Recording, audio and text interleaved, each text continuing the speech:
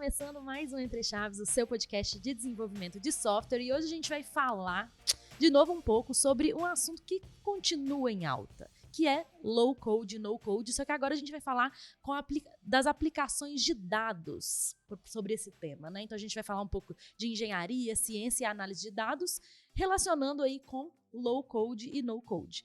Para isso, né, Champs aqui do meu lado sempre. E aí, Champs, como você tá? E aí, Fernandinha, hoje nós não vamos falar de código, né? Na verdade, nós vamos falar de não código, né? Por assim dizer. Exatamente. Para falar então do nosso convidado de hoje, vou chamar aqui o Malaguti. Aparecendo aqui de novo, né? Falar um pouquinho sobre dados, tentar falar de uma maneira tranquila e muito calma sobre como às vezes isso pode ser bom e como isso pode ser a pior decisão que você vai fazer. Então, deixamos isso aí pro resto do episódio, né? Boa. Vou passar agora a palavra pro Carlos. E aí, Carlos, você tá bem? Pessoal, primeiramente, obrigado pelo convite aí. Primeira vez participando aqui do podcast e tô empolgado aí, vamos lá. Isso aí. Você é engenheiro de dados, né, Isso, Carlos? atualmente estou atuando como arquiteto de dados, mas também como engenheiro. Boa, boa. Bom demais. A gente já teve um episódio, né, sobre low code e no code aqui, então se você não ouviu esse episódio, já pode ir lá na sua plataforma de streaming preferida e ouvir. Mas hoje, como eu falei, a gente vai focar mais falando sobre dados, né? Então, para começar essa conversa, por que a gente tem que fazer um episódio de low code e no code relacionado com dados? Né? Por que o único episódio que a gente fez sobre esse tema já não foi suficiente? Não, beleza, né? E agora que eu já fiz o clickbait na primeira frase do podcast, falar um pouquinho agora mais sério, né? E no caso de dados, eles têm algumas nuances que faz plataformas low code e no code serem, na verdade, muito mais comuns do que no desenvolvimento padrão, né? Quando você vai fazer o desenvolvimento de uma aplicação e coisas do gênero, você tem o objetivo como acelerar a produtividade, reaproveitar coisas que já são extremamente comuns, como CRUD, coisas do gênero, e provavelmente todas as outras coisas que você já colocaram, né, extensamente no podcast, que eu não acho que vale a pena entrar aqui. Mas quando você vai tratar disso no contexto de dados, você tem algumas peculiaridades que começam com o seu time. O time de dados ele é um time muito interdisciplinar. E quando eu digo muito interdisciplinar, usando um exemplo real, eu já estive num time que eu era a única pessoa que sabia codar. E era um time de tipo 7 pessoas, né, dentro de um cliente. Porque a maioria das pessoas que estavam envolvidas eram pessoas estatísticas, codar que eu falo na linguagem do cliente, que era Python na época, tá? Eles definiram Python como uma linguagem padrão. Todos os estatísticos do time só tinham trabalhado com R anteriormente. A gente tinha 2 pessoas que eram economistas e que estavam aprendendo R, aprendendo Python, mas que as ferramentas low code, no caso, era quase que tipo assim, a salvação, né? Para alguém que não tem muito contato e que não conseguiria ter um framework ou trabalhar em cima de uma estrutura mais complexa, as ferramentas low code eram quase que building blocks que elas conseguiam montar um pipeline e ir personalizando as ocorrências de forma a ter o resultado que elas esperam, que está muito baseado, muito ancorado mesmo nos conhecimentos estatísticos que eles tinham. Então, eu preciso aplicar determinada, vamos colocar nesse caso, né, que era muito estatístico e economista, aplicar tal operação, tal distribuição, ver tal análise de dados. Então, ter muita coisa pronta que eles não precisam fazer o cálculo e poder utilizar essas ferramentas, basicamente era o que viabilizava o projeto como um todo. Se eles não tivessem que fazer isso, para cada estatístico você ia ter que colocar um dev junto para fazer aquilo sair do papel. Isso é basicamente inviável, sabe?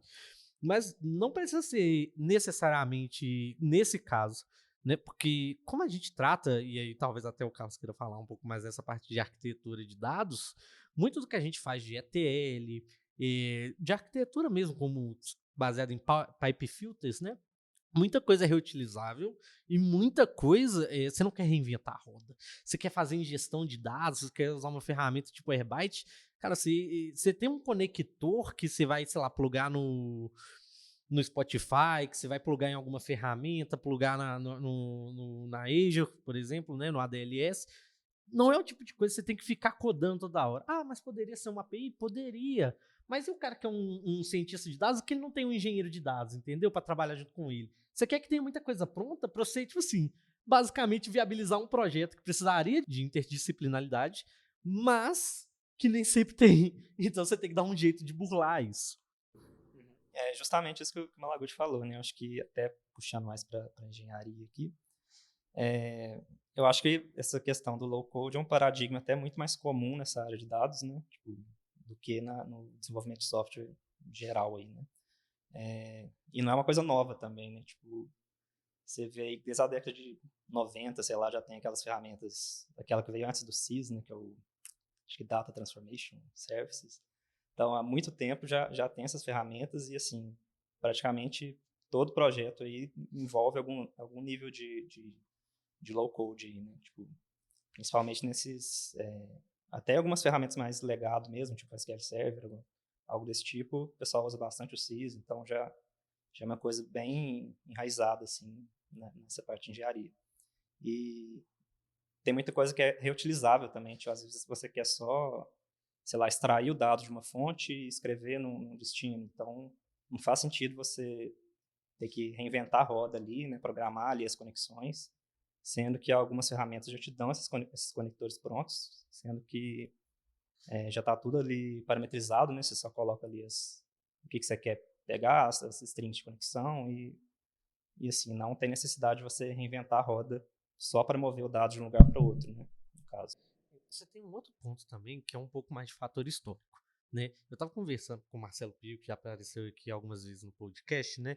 Exatamente sobre por que algumas ferramentas de engenharia de dados low-code são tão comuns, porque elas dariam talvez até muito trabalho, entre aspas, de ser feita usando uma linguagem, seja ela Python, Scala, Java, o que fosse, e a maioria das pessoas que estavam lidando com isso não querem mexer nessas linguagens. Elas já têm muito conhecimento, por exemplo, em SQL ou em outras coisas do gênero que elas preferem trabalhar, entendeu? Então, tipo assim, algumas pessoas que estão nessas grandes empresas, eles trabalham, eles mexem com banco de dados, eles eram administradores de banco de dados e se viram, tipo assim, todo esse paradigma, toda essa centralização num banco mudando de estrutura, sabe? Tipo assim, a gente mexia muito com estrutura. Ah, não, agora vai ser o DWH, porque o pessoal precisa fazer análise em cima. Beleza. Ah, não, agora vai ser Lake, porque o pessoal quer fazer a mesma coisa usando arquivos e dados não estruturados. Tá bom, vamos colocar no Lake. Agora eu quero um Lake House, que tem que ter os dois, entendeu? Tipo assim.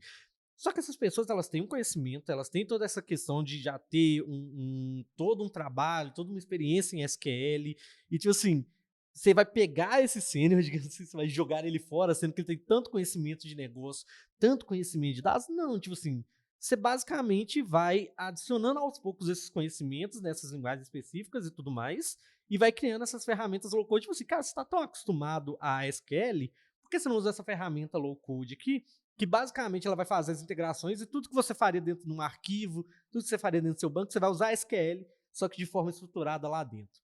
Ou então, além, tipo assim, você gosta tanto de SQL que eu vou fazer um negócio aqui que chama PySpark, que você vai rodar muito próximo do seu SQL, só que em Python usando processamento distribuído, para ficar mais fácil da gente fazer nessa migração, sabe? Então, tipo assim, isso acaba sendo muito cômodo mesmo, tanto que hoje, às vezes, isso chega a ser um problema, né? Eu fiz lá quase que a questão de, a pior decisão, eu não acho que normalmente a low code vai ser a pior decisão, mas algumas pessoas já vi tentar e falam, não, porque esse low code funciona tão bem se a gente fazer um no code aqui dentro. E aí acaba sendo muito engessado, começa a ficar a performance começa a ficar terrível, sabe? Aí tem que desfazer aquilo e ir pro low code porque funciona muito bem. É digamos assim, um meio termo agradável entre esses conhecimentos e o que falta. Principalmente porque quando você vai montar um time, e você tem que colocar, tipo assim, ah, não, eu quero construir, vou dar um exemplo, que eu sempre dou um sistema de recomendação. Ah, mas aí se eu preciso mesmo de um engenheiro de dados, não posso pegar essa ferramenta aqui que é pronta e meu cientista fazer lá o que ele precisa para pegar esses dados já de forma semi-estruturados ou já bem pré-tratados e ele faz o resto. Porque aí, basicamente, você corta uma pessoa. É eficiência mesmo, sabe? Tipo assim, é redução de custo, é esse tipo de coisa. Só que nem sempre é ideal, né? Às vezes o resultado disso pode ser algo não escalável, o que basicamente retrabalho mesmo. Em algum momento você pode ter que jogar tudo fora para fazer direito, digamos assim, né? Eu achei legal a ideia que vocês comentaram desse ponto de entrada, né? Porque eu já vi, de fato, muitos colegas que não graduaram, né, na área de sistemas, de TI, e que acabam migrando de alguma forma mais para o lado do desenvolvimento, mas sempre na interseção ali dos dados, né? Porque é algo que é comum e necessário em muitas áreas, muitos contextos diferentes, né? E é muito interessante também porque às vezes eu, enquanto desenvolvedor, não vou ter às vezes aquela visão estatística ou estratégica que uma outra pessoa que não é da área de desenvolvimento vai ter mais desenvolvida, né? E aí o low code dá essa oportunidade para essa pessoa trabalhar ali, né? Achei interessante esse pensamento. A gente até falou, né Champs, no episódio de low code, o quanto realmente esse tipo de ferramenta auxilia pessoas que não são devs, né, a entrarem no mundo do desenvolvimento de produtos digitais, né, vamos falar assim. E o que vocês estão trazendo é justamente isso, assim, uma galera talvez que eram DBAs, né, ou enfim, estatísticos, ou pessoas que estavam, né, mais com contato mais com o dado, com a parte estatística, economista, né, que o Malaguti mencionou, e que também conseguem estar no desenvolvimento de produtos digitais, de produtos de dados, né? Isso é muito legal, o quanto essas ferramentas vão possibilitando. E aí, até entrando nesse quesito da eficiência que o Malaguti trouxe, que eu acho que é bem legal, né? Que a gente está, né? Eu já falei várias vezes aqui no podcast, num período de maior eficiência, de maior produtividade, essas ferramentas vêm realmente não só auxiliando o desenvolvimento, como auxiliando, como o próprio Carlos já falou, há muito tempo, né, a galera de dados. E aí eu queria entrar um pouco mais prático mesmo, para a gente deixar um pouco mais palpável para quem está nos ouvindo, como que essas ferramentas são realmente implementadas, né, ou utilizadas em cada área, né, que a gente tem de dados, né? Vamos começando, então, pela engenharia, pela arquitetura de dados. A gente falou um pouco sobre pipelines e tal, eu queria que vocês dessem mais exemplos práticos de como que a gente usa low-code mesmo na engenharia de dados, na arquitetura de dados. No caso, a gente tem hoje várias ferramentas, principalmente na AWS, no Google Cloud, na Azure, nessas nuvens, né? Então, acho que eu vou dar um exemplo de uma ferramenta que a gente tem hoje, que muita gente usa, né, na AWS, que é o AWS Glue, que eu acho que é um exemplo muito bom aí de a gente falar de ferramentas low-code para engenharia de dados, né? É uma ferramenta muito fácil de você começar a usar ela. Praticamente, você entra ali, já tá, não precisa preocupar com infra, né? Roda tudo serverless. E você tem diversos conectores ali, que você consegue conectar em diferentes bancos de dados, né? Para fazer essa ingestão das informações, que já é parametrizado ali, né? Mas, aproveitando que você falou dessas questões de configurar e tudo mais, né?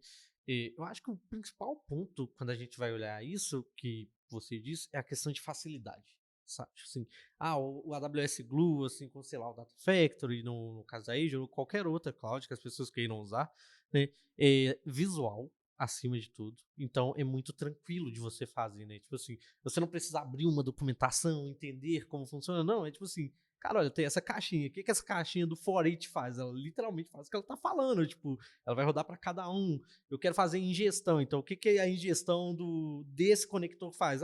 Vai pegar esse dado daquele lugar e mover para o outro. Tipo, é muito, até intuitivo. É quase que como uma forma muito fácil de você entender o que está acontecendo e facilitar todo aquele período de entendimento que você teria mesmo. Você não tem que fazer algo complexo. Tipo assim, não tem muito por que você não utilizar, sabe?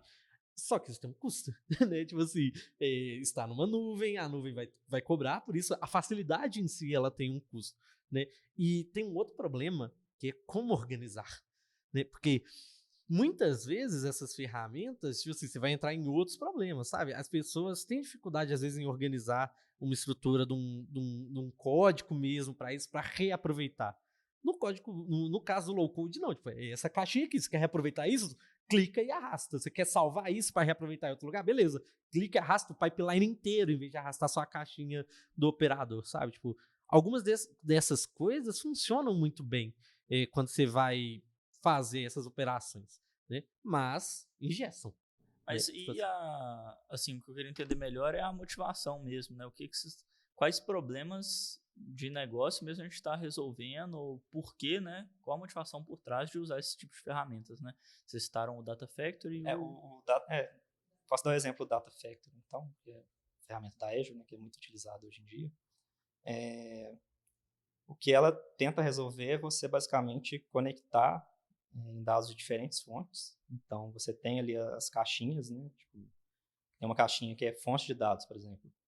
Você consegue colocar lá dentro uma conexão, né, os parâmetros de conexão, para diferentes tipos de banco de dados, tanto banco relacional quanto não relacional, diversos tipos. E você consegue ingerir esses dados, né, e prosseguir com o processamento desses dados em outras caixinhas, né, digamos. Então, você consegue ler ali e mandar para outra caixinha que faz, por exemplo, um join ou um filtro, ou faz um mapeamento de coluna, coisas desse tipo. E, no final das contas, você tem a caixinha ali de syncing, né, que eles chamam, que é o destino final do dado. Então, você consegue ingerir esses dados de diferentes fontes e, por exemplo, centralizar eles em algum banco de dados, por exemplo, o Synapse da Azure. Então, você tem diferentes fontes ali que antes você tinha dificuldade para acessar esses dados heterogêneos, né, e você consegue salvar eles em um lugar ali para ficar de fácil acesso para a área de negócio, por exemplo. Estou entendendo que a intenção, então, né, a intenção realmente da engenharia de dados, né, de combinar diferentes sistemas, dados que vêm provenientes de vários lugares, num lugar centralizado e criar essa fonte única da verdade, né? Essas estruturas de dados, elas são muito buscadas hoje. E todo mundo, tipo assim, se você tem uma grande empresa, à medida que ela vai crescendo, você vai precisar. Tipo assim, você vai precisar, principalmente se você lidar com o cliente final, inclusive. Porque aí você também vai ter LGPD, então você vai ter que mover dados, você vai ter que anonimizar dados, você vai ter que fazer muita coisa. E, acima de tudo, dados, normalmente, é a fonte. É o que você vai precisar, é o insumo. E como um insumo para um MVP ou para um projeto, para algo do gênero, tem que ser rápido. Ah, eu quero um projeto novo. Beleza. Quanto tempo você consegue me entregar? Que tal 3 semanas? Tá, se você tem que entregar um projeto em 3 semanas, em quanto tempo você tem que entregar os dados daquele projeto? Entende? Para viabilizar uma entrega em 3 semanas, uma POC em 3 semanas, entende? Tipo assim, precisa ser muito rápido, é quase que um imediatismo mesmo. Tipo assim, não, é só pegar um dado do GCP e estruturar ele, colocar aqui numa tabela que vai todo mundo usar para tudo. Claro, quanto tempo você consegue fazer isso? Uma semana? Não, cara, não consigo. A gente tem que ter um pouco mais de cuidado, tem que anonimizar e tal. Então, como é que você vai otimizar isso, né? Como é que você vai facilitar isso? Como é que você vai pegar uma pessoa que tem que fazer uma POC igual agora com o chat GPT? Não, é só treinar pegar lá o GPT-3, GPT-4 e treinar ele. Beleza, e os dados para treinar ele vão vir de onde, entendeu? Para fazer o fine tuning desses caras. Não, você é cientista de dados, você pega o dado e traz. Não, tipo assim, eu sou cientista, não sou engenheiro, entende? Então, beleza, pega uma ferramenta pronta. Hoje, a maioria das vezes, quando você vai fazer uma POC, muitas vezes, antes de olhar como codar aquilo, você vai olhar uma ferramenta quase que pronta de low code para, tipo assim, verificar se aquilo funciona.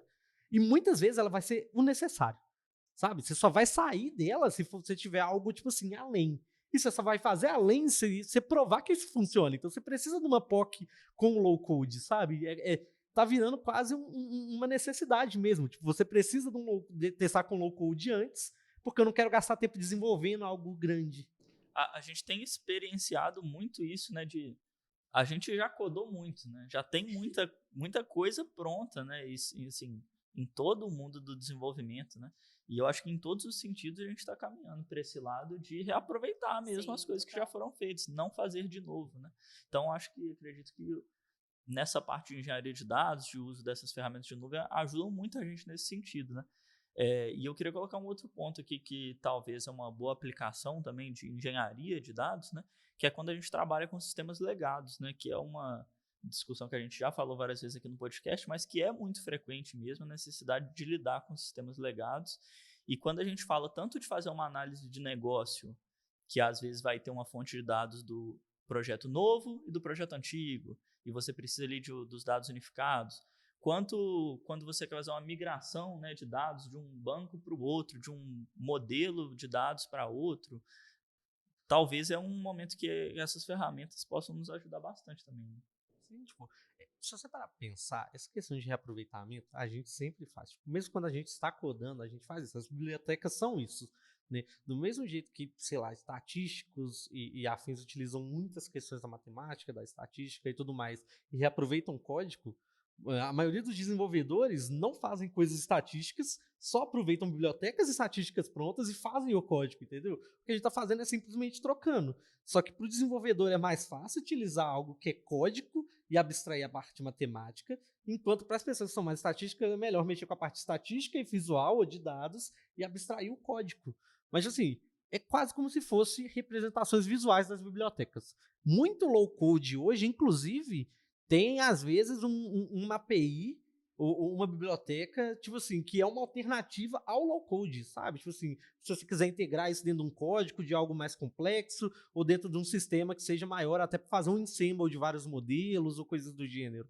Porque fica mais fácil, tipo assim. E tem o contrário também, ele tem lá, tipo assim, insira o seu package Python, sei lá, o seu cluster já direto aqui do Databricks, caso você queira fazer uma execução inteira. Então, tipo assim, a ideia é ser algo visual e, às vezes, inclusive, aquilo é quase que um comparativo para você poder apresentar para o negócio. Tipo assim, olha, isso aqui é o que você tem, tá vendo? Você começa aqui, mais à esquerda, onde a gente está lendo o seu dado, e se você ir seguir nessa linha de entendimento da esquerda para a direita, aqui na direita é onde está, sei lá, o seu modelo, seu sistema de recomendação, ou qualquer outra coisa ali, todos os seus dados disponíveis no seu data lake, no seu lake house, entendeu? É visual mesmo, é quase que tipo assim, toma, isso aqui é seu entregável, tá vendo? Às vezes funciona dessa forma mesmo. É bonito de a pessoa ver ali. Pois é. Tudo montadinho, o fluxo, né? Acompanhamento, e essas ferramentas estão ficando cada vez mais complexas, tipo assim, estão virando plataformas inteiras que estão, algumas, engolindo opções de mercado, sabe? A gente sempre vê, tipo, alguns clientes falando, não, troquei toda essa parte aqui que a gente fazia por Databricks, então agora tudo isso aqui está dentro de uma plataforma, só que isso tem outros desafios, como é que você faz CI/CD de um low code, entende? Como é que você faz esse tipo de coisa? E como é que você vai fazer versionamento de arquitetura do low code? Tem também, tipo assim, tudo isso tem que ser levado em consideração. É justamente uma das dificuldades que a gente já teve com o Data Factory em alguns projetos, nessa questão do versionamento mesmo. Quando você usa essas transformações prontas dele, né? Claro que ele te dá a opção também de você colocar o seu próprio código ali, né? Desenvolver o seu código.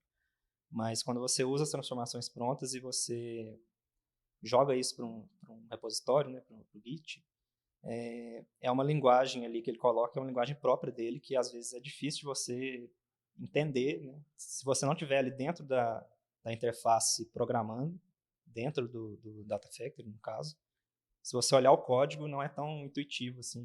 Por exemplo, você não consegue muito mexer diretamente no código ali que está no Git, né? Que é o código que realmente monta essas pipelines, né?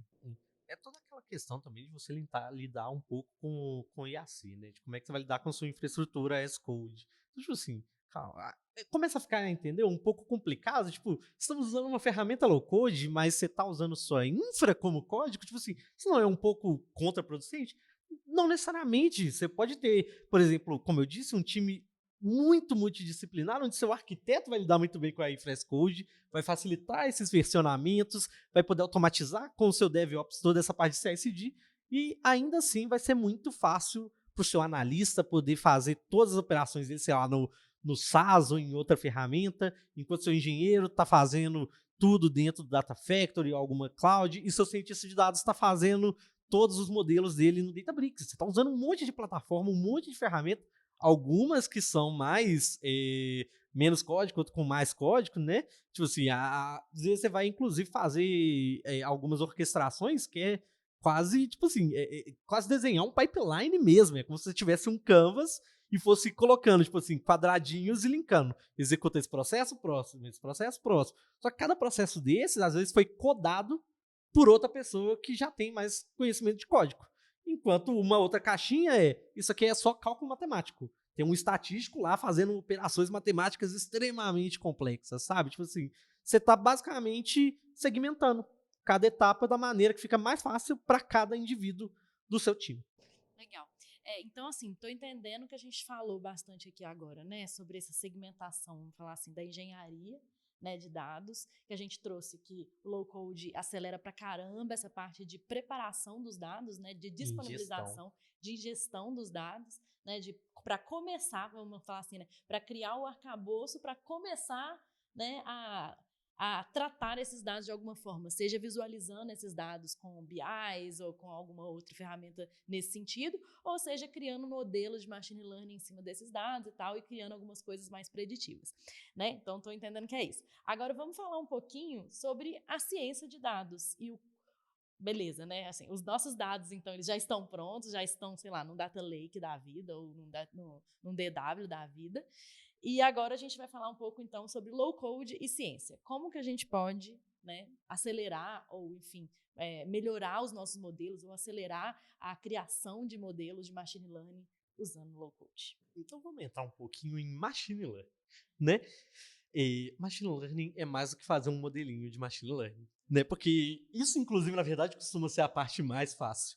E tem um meme que eu adoro usar, que eu uso esse meme a exaustão no Teams, eu uso esse meme a exaustão no Discord, que é tipo assim, olha lá, aquele cientista de dados só usa modelo simples, viu? Ninguém se importa, todo mundo só usa modelo simples para algumas coisas. Porque quando você vai criar algo tipo do zero, às vezes o modelo em si é a menor dos seus problemas, entendeu? Entender o problema vem antes. Então, tipo assim, tem que entender o problema. Aí agora eu preciso de um modelo que resolve o problema. Preciso pegar esse resultado e produtizar esse resultado. Eu não posso só pegar ele e pronto, entendeu? Eu tenho que pegar isso e disponibilizar ele. Seja disponibilizar esse modelo numa API, seja disponibilizar isso num banco de dados. Então eu tenho que ingerir de volta, agora eu tenho que publicar isso, escrever isso num banco de dados. E aí, beleza. Esse é um modelo, só que às vezes esse não é o melhor modelo. Eu vou ter que testar outros. Não só isso, meu modelo tem que ser reprodutível, eu tenho que garantir que aquilo que eu executei ali possa ser executado por outras pessoas, vai dar o mesmo resultado. Eu tenho que treinar vários modelos e olhar qual é o melhor. Então, tudo isso você vai montando também, quase que aquela imagem mental, né, do mapinha, tipo assim, peguei meu dado. Agora eu vou pegar ele, do jeito que ele está no Data Lake lá, quando o meu Lakehouse como feature, e cada modelinho que eu vou usar, que eu selecionei como minhas possíveis alternativas, uso o dado de uma maneira diferente. Um usa como matriz, o outro usa os dados como index, por exemplo, ele precisa criar um index para os dados, então eu já tenho algumas transformações separadas lá, dependendo do modelo que eu vou usar, né? Beleza, fiz essas pequenas transformações prontas, coloquei o meu modelo, que é basicamente importar uma biblioteca e chamar ela quando eu quero testar, não estou fazendo ele do zero, pegar o resultado, produtizar. Não, pera, não posso produtizar ainda, eu tenho que ver qual foi melhor. Então, faço testes offline, preciso de métrica. Vou ter que olhar todas as métricas estatísticas para aquele modelo, entende? São muitas etapas e muitas delas se repetem. Eu posso literalmente criar essas caixinhas reaproveitáveis na minha visão e sair apontando. Não, o resultado vou novamente usar sistemas de recomendação porque está fresco na cabeça, né? Coloquei aqui, preciso testar 3 modelos diferentes. Um modelo que ele usa rede neural, porque é estado da arte. Um modelo simples de faturação de matrizes, que é bem matemático. E um modelo aqui que saiu um paper agora, eu quero ver se ele vai bater os outros 2, porque ele é muito rápido, né? Beleza, os 3 vão dar resultados próximos. Eu consigo pegar essas métricas, e colocar nesses plug and play, por exemplo, que ele já calcula a métrica, e eu sei qual é, mas eu não preciso ficar codando ou importando biblioteca, fazendo isso tudo direto, né? Eu consigo pegar essa métrica e passar para outros times, inclusive, que eles vão poder utilizar, porque eles não precisam desse conhecimento de código, sabe? Eles podem pegar isso e jogar no Power BI, eles podem embutir isso em algum lugar, eles podem ingerir isso em outro, eles podem otimizar esses valores. Quais que são os parâmetros que eu vou usar em cada modelo? Não sei, às vezes, tipo assim, vamos testar, coloca um otimizador. Tem muita coisa que você não precisa ficar reinventando a roda.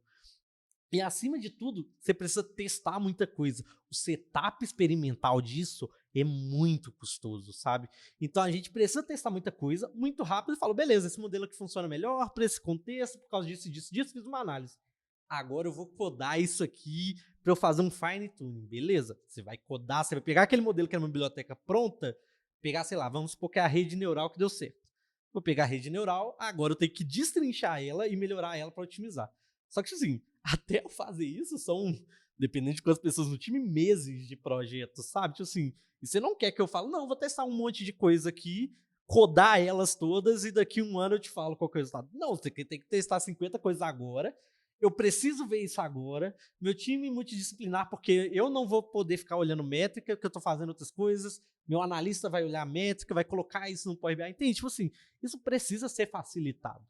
E, poderia ser tudo código? Poderia, mas O meu analista não sabe tanto de código. Às vezes eu não sei tanto de código, mas eu sou um mestre em estatística, por exemplo, e já é o suficiente. Ou então eu sei muito sobre alguns modelos, sei muito como funciona por baixo. Depende do contexto, depende de como você usa. Então, assim, fazer isso low code é muitas vezes o que viabiliza a ciência na parte de ciência de dados. Porque senão é só dados. Gostei dessa. Gostei dessa frase aí, ó. Low code é o que viabiliza a ciência na ciência de dados. Eu entendi, assim, que, então, basicamente, é o que realmente nos possibilita a testar vários modelos de forma mais rápida, né, do que se eu tivesse que codar tudo e, né, enfim, criar tudo do zero, porque, como você falou, tem muita coisa que é reutilizada, né, na ciência de dados. Sim, e não só isso, tipo assim, você tem. Todo mundo aqui tem um tempo para gastar, ninguém, tipo assim, o dia continua tendo 24 horas.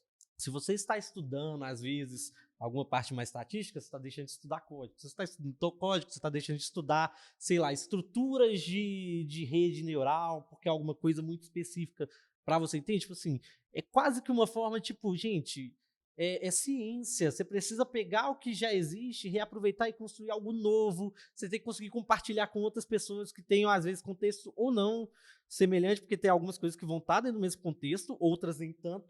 Então, você tem que fazer com que essa informação seja palatável para quem vai consumir, para quem vai testar, para quem vai utilizar. O low code é basicamente isso, tipo assim, ele viabiliza muito do que, tipo assim, é feito hoje na academia e via código a ser feito dentro de algumas empresas mesmo, tipo assim, nem toda empresa vai poder ter um cientista mesmo que vai estar lá trabalhando com estado da arte, não. É uma ciência meio que própria mesmo, segue todos os princípios de ciência, mas ela precisa ser mais palatável.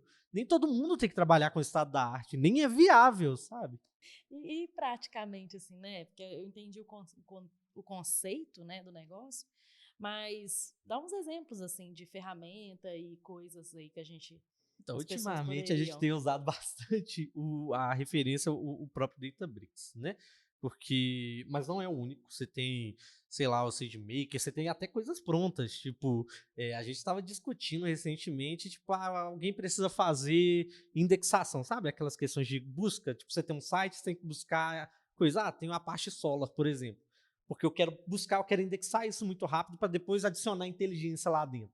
Né? Tipo assim, se você fosse fazer esse sistema de recuperação de informação e tal, na mão, mesmo usando bibliotecas, cara, é custoso. Tipo assim, né? Nota, você tem um servicinho pronto que você pode ir editando e tudo mais, ou até usando um pronto mesmo e plugando coisas dentro da nuvem, facilita demais, sabe? Tipo, às vezes você usa SRF, às vezes você vai usar isso internamente dentro do seu pipeline de low code, porque você quer fazer um ensemble, né? Você quer juntar várias coisas para fazer o seu produto final. Então, muitas das ferramentas de low code, inclusive, ajudam muito com isso. Como o próprio Azure o Data Factory, você consegue orquestrar essas questões do Databricks, que são modelos prontos, que são teste ou pipelines lá dentro. Então, tipo assim, facilita muito nesse quesito, né? Todas as clouds vão ter um equivalente, tá? Tipo assim, da Azure até, sei lá, se você quiser usar IBM, você vai ter coisas de service bus igual o IIB, tipo assim, aí, todas vão ter, de certa forma, alguma abstração, porque é para facilitar mesmo, te dá tempo para viabilizar o projeto. Entendi. Massa. Eu tava lembrando aqui, né? Você mencionou o Pio, né? A gente falando aqui do Pio, e ele nem tá aqui, né? Mas ele é um grande defensor de usar a GCP, né? Google, a nuvem da Google e tudo mais. E ele fala o quanto que facilita quando se trata de dados.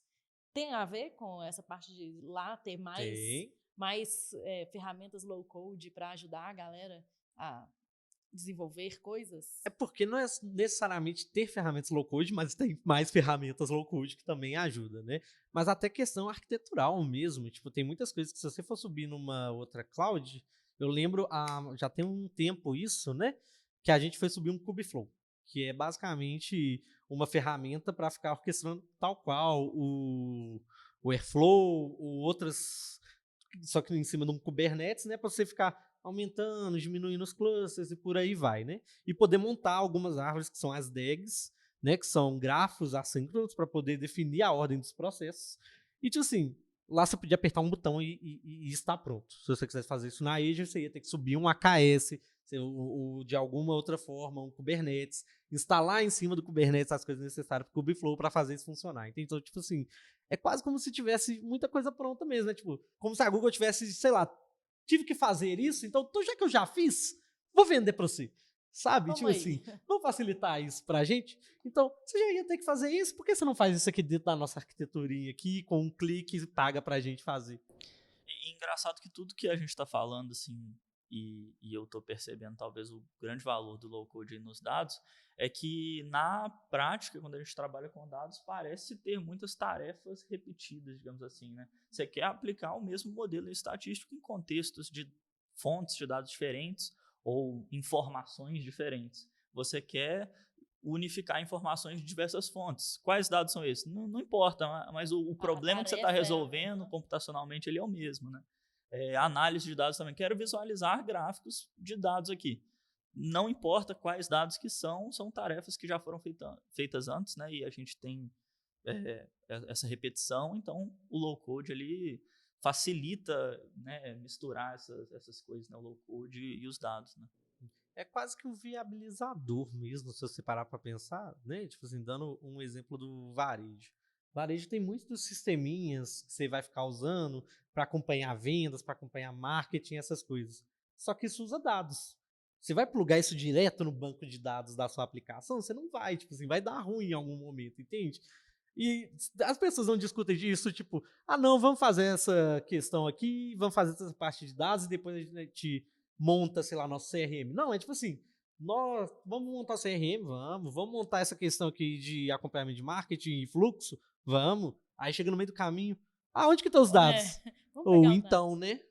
A gente precisa disso aí. Só que às vezes é umas coisas simples mesmo, igual você falou, tipo, pegar de um banco e mover para o outro, fazer uma cópia, fazer uma estrutura, a dificuldade, ela não está no código, entendeu? Ela está na modelagem, ela está no pensamento, ela está na solução, como resolver o problema, em vez de que na implementação da solução do problema.